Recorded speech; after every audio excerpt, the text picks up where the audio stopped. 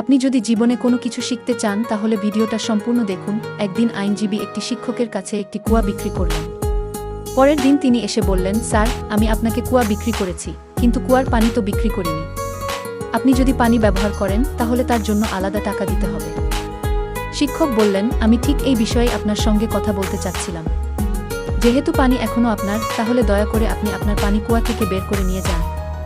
এরপর কি হলো সেটি শোনার আগে চ্যানেলটি সাবস্ক্রাইব করুন। এই কথা শুনে আইনজীবী তো একেবারে হতবাক।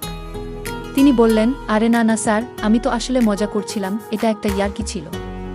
শিক্ষক তখন মুচকি হেসে বললেন, আমি জানতাম আপনি এরকম কিছু বলবেন, কারণ আমরা শিক্ষকরাই তো আইনজীবী তৈরি করি, তাই বুঝি কে কেমন এবং কে কী ধরনের কথা বলতে পারে। এই দুটি কথা আমাদের মনে রাখতে হবে। 1. বাপেরও বাপ থাকে। 2. অন্যের জন্য গর্ত করলে একদিন সেই গর্তে নিজেকেই পড়তে হয়।